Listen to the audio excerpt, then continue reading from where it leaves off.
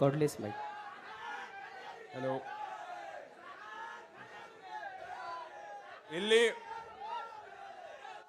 ಇಲ್ಲಿ ಉಪಸ್ಥಿತರಿರುವ ನಮ್ಮೆಲ್ಲ ಕಾಂಗ್ರೆಸ್ ಪಕ್ಷದ ಹಿರಿಯರಿಗೂ ಮುಖಂಡರಿಗೂ ವೇದಿಕೆ ಮೇಲಿರುವ ಎಲ್ಲ ಮುಖಂಡರಿಗೂ ಇಲ್ಲಿ ಆಸೀನರಾಗಿರುವ ಎಲ್ಲ ನಮ್ಮ ಪಕ್ಷದ ಮುಖಂಡರಿಗೂ ಕಾರ್ಯಕರ್ತರಿಗೂ ಎಲ್ಲರಿಗೂ ನನ್ನ ನಮಸ್ಕಾರಗಳು ಹಾಗೂ ರಾಮನವಮಿ ಹಬ್ಬದ ಹಾರ್ದಿಕ ಶುಭಾಶಯಗಳು ನಾನು ಕೋರುತ್ತೇನೆ. ದಯವಿಟ್ಟು ಯಾರು ತಪ್ಪು ತಿಳ್ಕೋಬಾರದು, ಯಾಕಂತಂದ್ರೆ ಸಮಯ ಆಗಿದೆ. ನಾನು ಯಾರ್ದು ಹೆಸರು ತಗೊಂಬಲ್ಲ. ಅದಕ್ಕೆ ಇವಾಗ ನಾನು ಜಾಸ್ತಿ ಸಮಯ ತಗೊಂಬಲ್ಲ, ಬರೀ 5 ನಿಮಿಷ ಮಾತಾಡಿ ನಾನು ಹೋಗ್ತೀನಿ. ಇವಾಗ 10 ವರ್ಷ ಬೀದರ್ ಜಿಲ್ಲೆಯ ಜನತೆಯ ಆಶೀರ್ವಾದದಿಂದ ಭಗವಂತ್ ಖೂಬಾ ಸರ್ ಅವರು ಸಂಸದರಾಗಿದ್ದಾರೆ. ನಾನು ಎಲ್ಲ ಪಂಚಾಯತ್ಗಳಲ್ಲಿ ಹೋಗಿದ್ದಾಗ ಇದು ಒಂದೇ ಪ್ರಶ್ನೆ ಕೇಳ್ತೀನಿ, ತಾವು ಎಷ್ಟು ಸಲ ಅವ್ರಿಗೆ ನೋಡಿದ್ದೀರಿ?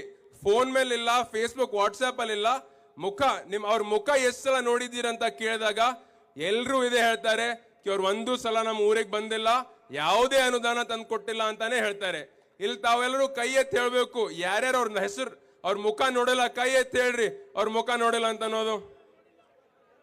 ನಿಜವಾಗಿ ಹೇಳ್ಬೇಕಂತಂದ್ರೆ ನಾನು ಕೂಡ ಯಾವತ್ತೂ ಅವರಿಗೆ ನಾನು ನೋಡಿಲ್ಲ. ಎಷ್ಟೋ ಬಿಜೆಪಿ ಮುಖಂಡರಿಗೂ ನಾಯಕರಿಗೆ ನಾನು ನೋಡಿದ್ದೀನಿ, ವೇದಿಕೆ ಮೇಲೆ ಬೇರೆ ಬೇರೆ ಕಾರ್ಯಕ್ರಮಗಳಲ್ಲಿ ಅವ್ರು ಸಿಗ್ತಾರೆ, ಆದ್ರೆ ಇವರಿಗೂ ನಾನು ಕೂಡ ಒಂದು ಸಲ ಅವ್ರಿಗೆ ನಾನು ನೋಡಿಲ್ಲ. ಅದಕ್ಕೆ ಅವ್ರ ಮನಸ್ಸಿನಲ್ಲಿ ಏನಿದೆ, 2 ಚುನಾವಣೆ ನಾನು ಬೇರೆಯವ್ರ ಹೆಸರು ಮೇಲೆ ಗೆದ್ದು ಬಂದಿದ್ದೀನಿ, ನನಗೆ ಕೆಲಸ ಮಾಡುವ ಅವಶ್ಯಕತೆ ಇಲ್ಲ, ನನಗೆ ಕಾರ್ಯಕರ್ತರಿಗೆ ಭೇಟಿ ಮಾಡುವ ಅವಶ್ಯಕತೆ ಇಲ್ಲ, ಮತ್ತೆ ನಾನು ಅವ್ರ ಹೆಸರು ಮೇಲೆ ಗೆದ್ದು ಬರ್ತೀನಿ, ನಾನು ಯಾಕೆ ಕೆಲಸ ಮಾಡ್ಬೇಕಂತ ಅವ್ರು ವಿಚಾರ ಮಾಡ್ತಾ ಇದ್ದಾರೆ. ಅದಕ್ಕೆ ನನ್ನ ವಿನಂತಿ, ತಮ್ಮೆಲ್ಲರ ಆಶೀರ್ವಾದದಿಂದ ನೀವು ನನಗೆ MP ಮಾಡಿದ ಮೇಲೆ, ಡೆಲ್ಲಿ ಕಳ್ಸಿಕೊಟ್ಟ ಮೇಲೆ 100ಕ್ಕೆ 100 24 ತಾಸು ನಿಮ್ಗೆ ನಾನು ಟೈಮ್ ಕೊಡ್ತೀನಿ, 24/7 ನಿಮ್ ಜೊತೆ ಇರ್ತೀನಿ, ನಿಮ್ ಕೈ ಹಿಡಿದು ನಾನು ಕೆಲಸ ಮಾಡ್ತೀನಿ ಅಂತ ಅಂಬುದು ನನಗೆ ಭರವಸೆ ಕೊಡ್ತೀನಿ. ನಿಮ್ ಕೈ ಯಾವತ್ತೂ ಬಿಡಲ್ಲ ಅಂತೂ ನಾನು ನಿಮ್ಗೆ ಆಶ್ವಾಸನೆ ಕೊಡ್ತೀನಿ. ಈಗಾಗಲೇ ವಿರೋಧಿಗಳು ಹೇಳ್ತಾರೆ ಇವ್ರ ಅನುಭವ ಕಡಿಮೆ ಇದೆ, ಯುವಕರಿದ್ದಾರೆ, ಚಿಕ್ಕವರಿದ್ದಾರೆ, ಅನುಭವ ಕಡಿಮೆ ಇದೆ ಅಂತ ಹೇಳ್ತಾರೆ. ಆದ್ರೆ ನನ್ನ ಅಭಿಪ್ರಾಯ ಪ್ರಕಾರ ಅನುಭವಕ್ಕಿಂತ ಜಾಸ್ತಿ ಏನ್ ಬೇಕು? ಇಚ್ಛಾಶಕ್ತಿ ಬೇಕು ಕೆಲಸ ಮಾಡಕ್ಕೆ. ಜನಸೇವೆ ಇದೆ. ರಾಜಕೀಯ ಅಂತಂದ್ರೆ ಜನಸೇವೆ. ಅನುಭವ ಕಡಿಮೆ ಇದ್ರು, ಅನುಭವ ಎಷ್ಟೇ ಇರ್ಬೋದು, ಎಷ್ಟೇ ಅನುಭವ ಇದ್ರು ಇಚ್ಛಾಶಕ್ತಿ ಇಲ್ಲ ಅಂತಂದ್ರೆ ಕೆಲಸ ಮಾಡಕ್ ಆಗಲ್ಲ. ಇಚ್ಛಾಶಕ್ತಿ ಇತ್ತು ಅಂತಂದ್ರೆ 6 ತಿಂಗಳು 1 ವರ್ಷದಲ್ಲಿ ನೀವು ಕಲ್ಕೋಬಹುದು, ಯಾವುದೇ ನೀವು ಕಲ್ಕೋಬಹುದು, ಯಾವ ರೀತಿ ಕೆಲಸ ಮಾಡಕ್ಕಂತ ಎಲ್ಲ ನಿಮ್ಗೆ ಗೊತ್ತಾಗತ್ತೆ.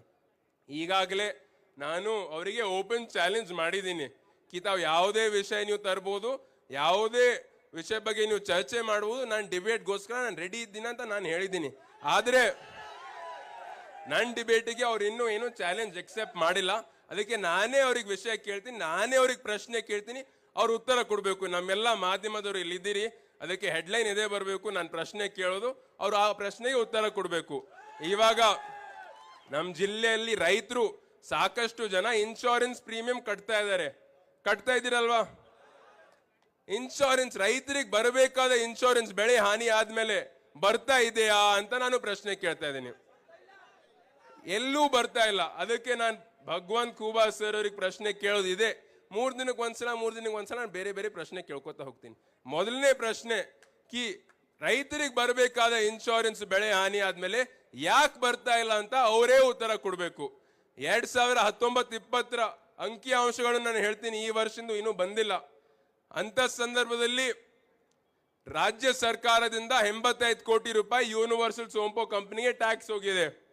ಕೇಂದ್ರ ಸರ್ಕಾರದಿಂದ 85 ಕೋಟಿ ರೂಪಾಯಿ ಟ್ಯಾಕ್ಸ್ ಹೋಗಿದೆ, ನಮ್ಮ ಟ್ಯಾಕ್ಸ್ ಹೋಗಿದೆ. ರೈತರಿಂದ 15 ಕೋಟಿ ರೂಪಾಯಿ ಅವ್ರು ಕಲೆಕ್ಟ್ ಮಾಡಿದ್ದಾರೆ. ಒಟ್ಟಾಗಿ 185 ಕೋಟಿ ರೂಪಾಯಿ ಯೂನಿವರ್ಸಲ್ ಸೋಂಪೋ ಕಂಪನಿಗೆ ಹೋಗಿದೆ. ಈ 185 ಕೋಟಿ ರೂಪಾಯಿದಲ್ಲಿ ರೈತರಿಗೆ ಬಂದಿರುವ ಇನ್ಶೂರೆನ್ಸ್ ಕೇವಲ 70-80 ಲಕ್ಷ ಮಾತ್ರ.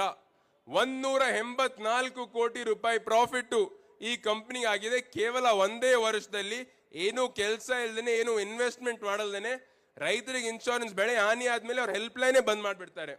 ಇಂಥ ಸಂದರ್ಭ ಇದೆ. ಇಂಥ ತಂದೆಯವರಾದ ಈಶ್ವರ್ ಖಂಡ್ರೆ ಸರ್ ಅವರು, ನಮ್ಮ ಎಲ್ಲ ನಾಯಕರು ಸಾಕಷ್ಟು ಸಲ ಈ ಧ್ವನಿ ಎತ್ತಿದ್ದಾರೆ.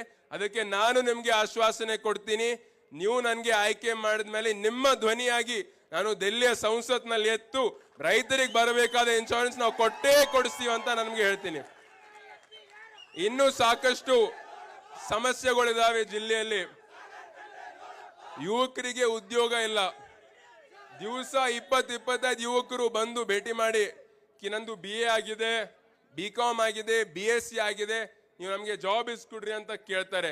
ಅದಕ್ಕೆ ನಾನು ನಿಮಗೆ ಭರವಸೆ ಕೊಡ್ತೀನಿ, ನೀವು ನನಗೆ ಸಂಸದ ಮಾಡಿದ ಮೇಲೆ 100ಕ್ಕೆ 100 ಜಿಲ್ಲೆಗೆ ಒಂದು IT ಕಂಪನಿ, ಒಂದು ಫ್ಯಾಕ್ಟರಿ ತಂದು ಮಿನಿಮಮ್ 2 ವರ್ಷ ಉದ್ಯೋಗ ನಾವು ಕೊಡಿಸ್ತೀವಿ. ಇನ್ನೊಂದು ರೈತರಿಗೆ ಸಮಸ್ಯೆ ಆಗ್ತಾ ಇರೋದು ಕರೆಂಟಿನ ಸಮಸ್ಯೆ ಆಗ್ತಾ ಇದೆ. ನಿರಂತರ ಜ್ಯೋತಿ ಮುಖಾಂತರ ಏನು 7 ಗಂಟೆ ಕರೆಂಟ್ ಸಿಗುತ್ತೆ ರೈತರಿಗೆ, 9 ಗಂಟೆಯಿಂದ 4 ಗಂಟೆವರೆಗೆ. ಅದರಲ್ಲೂ ಕೂಡ 1 ತಾಸು 2 ತಾಸು ಕಟ್ ಆಗ್ತಾ ಇರತ್ತೆ. ಅದಕ್ಕೆ ಜಿಲ್ಲೆಯಲ್ಲಿ ಒಂದು ಸೋಲಾರ್ ಪಾರ್ಕ್ ನಿರ್ಮಾಣ ಮಾಡಿ ರೈತರಿಗೆ ಬರಬೇಕಾದ current uninterrupted current, continuous current ನಾವು ಕೊಟ್ಟೇ ಕೊಡ್ತೀವಿ ಅಂತ ಕೂಡ ನಾನು ನಿಮಗೆ ಆಶ್ವಾಸನೆ ಕೊಡ್ತೀನಿ. ಸಾಕಷ್ಟು ಹಳ್ಳಿಗಳಲ್ಲಿ ಇನ್ನೂ ನೀರಿನ ಸಮಸ್ಯೆ ಜಾಸ್ತಿ ಇದೆ. ಅದಕ್ಕೆ ಯಾರ್ಯಾರಿಗೆ ಯಾವ್ಯಾವ ಹಳ್ಳಿಗಳಲ್ಲಿ ನೀರಿನ ಸಮಸ್ಯೆ ಇದೆ, ಶುದ್ಧ ಕುಡಿಯುವ ನೀರಿನ ಸಮಸ್ಯೆ ಇದೆ, ನಾವು ಮಾಡೇ ಮಾಡ್ತೀವಿ, ಅದು ದೂರ ಮಾಡೇ ಮಾಡ್ತೀವಿ ಅಂತಂಬೋದು ನಾನು ನಿಮಗೆ ಹೇಳಕ್ ಬಯಸ್ತೇನೆ. ಇವಾಗ ಮನ್ರೇಗಾ ಉದ್ಯೋಗ ಖಾತ್ರಿ ತಂದಿರೋ ಪಕ್ಷ ಯಾವುದು? ನಮ್ಮ ಕಾಂಗ್ರೆಸ್ ಸರ್ಕಾರ ಉದ್ಯೋಗ ಖಾತ್ರಿ ಸ್ಕೀಮ್ ತಂದಿದೆ. ಉದ್ಯೋಗ ಖಾತ್ರಿ ಇಲ್ಲ ಅಂತಂದ್ರೆ ಪಂಚಾಯತ್ಗಳಲ್ಲಿ ಯಾವ ರೀತಿ ಚುನಾವಣೆ ನಡೀತವೆ, ಅಧ್ಯಕ್ಷಗೋಸ್ಕರ ಬೇರೆ ಬೇರೆ ಸದಸ್ಯರಿಗೋಸ್ಕರ, ಅದು ಆಯ್ತೇನು? ಆ ರೀತಿ ಚುನಾವಣೆ ಅವ್ರ ಕೆಲಸ ಮಾಡ್ತಿರೋ ಉದ್ಯೋಗ ಖಾತ್ರಿ ಇಲ್ದೇನೆ ಕೆಲಸ ಆಯ್ತೇನು? ಕೆಲಸ ಆಗೋದು ಪಂಚಾಯತ್ಗಳಲ್ಲಿ ಉದ್ಯೋಗ ಖಾತ್ರಿಯಿಂದನೇ ಆಗ್ತಾ ಇದೆ. ಮತ್ತೆ ನಮ್ಮ ಪಕ್ಷದ ವತಿಯಿಂದ ನಾವು ಏನ್ ಗ್ಯಾರಂಟಿ ಕೊಡ್ತಾ ಇದೀವಿ ಅಂತಂದ್ರೆ, ಇವಾಗ 349 ರೂಪಾಯಿ ಏನ್ ಸಿಗ್ತಾ ಇದೆ ಅದಕ್ಕೆ ನಾವು 400 ರೂಪಾಯಿ ಮಾಡ್ಕೊಡ್ತೀವಿ ಅಂತ ಅನ್ನೋದು ನಾವು ನಮ್ಮ ಪಕ್ಷದ ವತಿಯಿಂದ ಗ್ಯಾರಂಟಿ ಕೊಡ್ತಾ ಇದೀವಿ. ಇವಾಗ 5 ವರ್ಷ ಏನೇನು ನಮ್ಮ ಪಕ್ಷದ ವತಿಯಿಂದ ನಾವು ಗ್ಯಾರಂಟಿ ಕೊಟ್ಟಿದ್ದೀವಿ, ಎಲ್ಲಾ ಗ್ಯಾರಂಟಿ ಕೂಡ ಲಾಗೂ ಆಗಿದ್ದಾವೆ. ಎಲ್ಲ ನಮ್ಮ ತಾಯಂದಿರಿಗೆ ಸಿಗ್ತಾ ಇದೆ. ಅದಕ್ಕೆ ನಾವು ನುಡಿದಂತೆ ನಾವು ನಡೆದಿದ್ದೀವಿ. ಹಿಂದೇನು ನಾವು ಕೆಲಸ ಮಾಡ್ತಾ ಬಂದ್ವಿ, ಮುಂದೇನು ನಾವು ಕೆಲಸ ಮಾಡ್ತೀವಿ. ವೇದಿಕೆ ಮೇಲೆ ಉಪಸ್ಥಿತರಿರುವ ಎಲ್ಲ ನಾಯಕರ ಆಶೀರ್ವಾದ, ಇಲ್ಲಿ ಉಪಸ್ಥಿತರುವ ಎಲ್ಲ ನಮ್ಮ ಪಕ್ಷದ ಮುಖಂಡರು, ಕಾರ್ಯಕರ್ತರು, ಬೀದರ್ ಜಿಲ್ಲೆಯ ಜನತೆಯ ಆಶೀರ್ವಾದ ನನ್ನ ಮೇಲೆ ಇದೆ ಅಂತ ನನಗೆ 100ಕ್ಕೆ 100 ನನಗೆ ಗೊತ್ತಿದೆ. ಇವಾಗ एक ही बात मैं बोलता हूं, मैं ऐसे काम करूंगा, मैं बीदर का नाम 100ಕ್ಕೆ 100 में रोशन करूंगा. कभी भी ऐसे काम नहीं करूंगा कि आपके सर झुकना पड़ेगा. ऐसे काम करूंगा कि आप सर उठाकर गर्व से बोल सकते हो कि सागर खंडरे हमारे MP है बोलकर. और हमारे देश में इडी देशदल्ले ಎಲ್ಲಕ್ಕಿಂತ ಕಿರಿಯ ವಯಸ್ಸಿನ ಅಭ್ಯರ್ಥಿ ನಾನೇ ಆಗಿದ್ದೀನಿ. ಎಲ್ಲಕ್ಕಿಂತ ಕಿರಿಯ ವಯಸ್ಸಿನ ಅಭ್ಯರ್ಥಿ ನಾನೇ ಆಗಿದ್ದೀನಿ.